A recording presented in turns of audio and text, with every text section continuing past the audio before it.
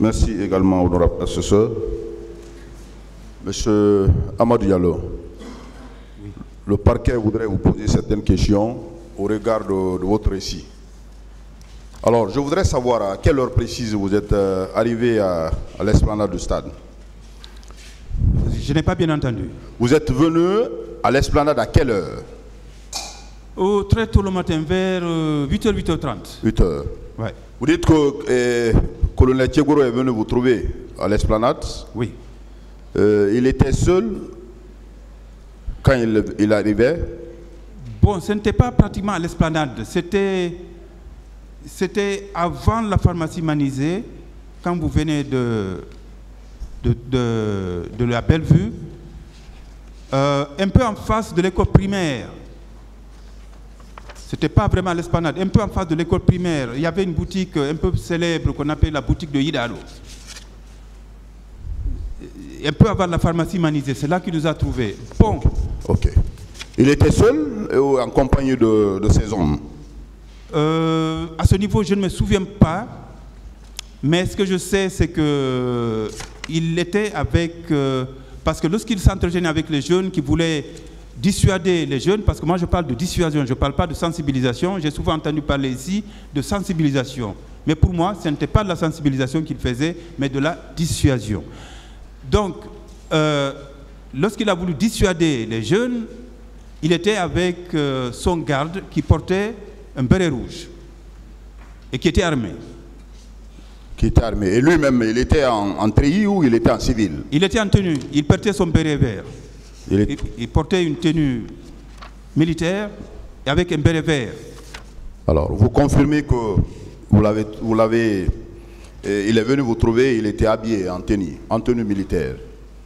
Vous le confirmez? Je le confirme, oui. Vous avez dit qu'il a, c'est le terme, je vous le concède, c'est effectivement le terme, il a voulu dissuader les jeunes.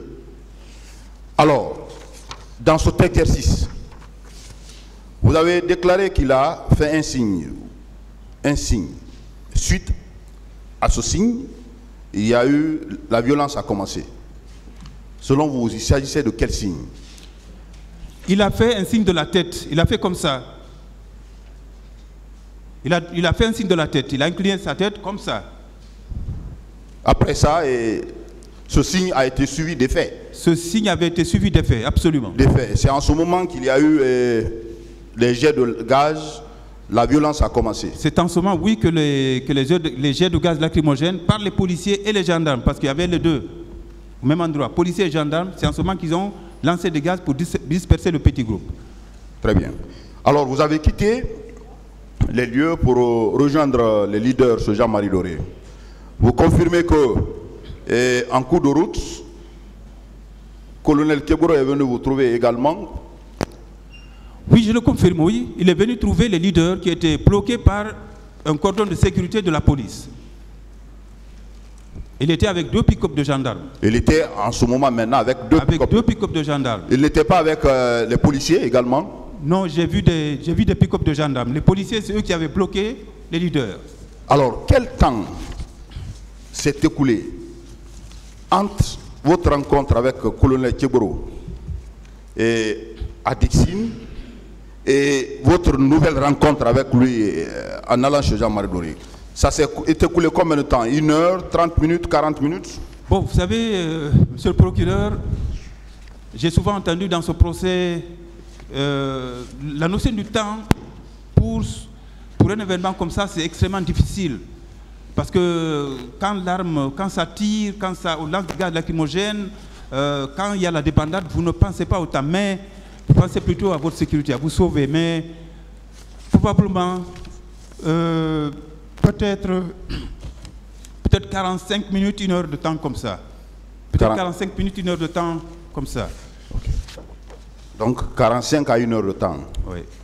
Je sais que vous avez suivi souvent ce procès. Colonel Keboro déclare devant ce tribunal qu'il est allé chez lui. Il était en civil. C'est pourquoi je vous ai posé cette question de savoir s'il était seul. Il déclare qu'à cet endroit, il est allé à son domicile.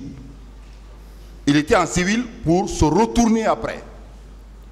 Est-ce que vous confirmez ces déclarations-là? Je n'ai pas, monsieur le procureur, je n'ai pas suivi tous les mouvements. Si je vous dis que j'ai suivi tous les mouvements du colonel, j'aurais menti. Et je ne suis pas là pour mentir. Mais j'ai vu le colonel Thieboro dans deux endroits distincts, précis. Au niveau de la deuxième porte d'entrée, le premier endroit, c'est lorsque les gendarmes et les policiers ont dispersé le premier petit groupe au niveau, un peu avant la pharmacie Manizé. Il était en tenue, il portait son béret vert, il était accompagné de son garde qui avait un béret, qui portait un béret rouge et qui était armé. La deuxième fois que je l'ai vu, c'était au niveau de la deuxième porte d'entrée de l'université, et à ce niveau-là, il était en tenue militaire, il était accompagné de gendarmes, de pick-up de gendarmes. Il y avait aussi même d'autres pick-up de gendarmes, d'autres pick-up qui étaient stationnés au niveau, pratiquement au niveau de la pharmacie Manizé. Il y avait d'autres pick-up aussi qui étaient stationnés là. Alors, à cet endroit, il était toujours dans l'exercice de dissuader. Et vous avez tenu une déclaration ici, devant ce tribunal, quand il a proféré des injures à l'encontre des manifestants. Vous le confirmez? Je le confirme. Cela voudrait dire qu'il était dans la logique de la violence, n'est-ce pas, à travers ce propos? Bon, je ne peux pas dire qu'il était dans la logique de la violence, mais en tout cas, il était dissuasif, parce que quand je parle de dissuasion, et non pas de sensibilisation, puisque la dissuasion suppose, disons, la menace. Il y a une menace, il y a de l'intimidation. La sensibilisation, c'est plutôt, on fait prendre conscience, on explique, on essaye de faire prendre conscience à la personne. Il n'y a pas de menace ou de force derrière. Mais voilà, donc c'est pour ça que je parle de dissuasion, mais je ne peux pas dire que voilà, il était dans la logique de la violence. Mais en tout cas, les propos qu'il a tenus, quand il a dit « celui qui parle encore, c'est mal l'expression, celui qui parle encore, je lui rentre dedans ». Ça, il a dit.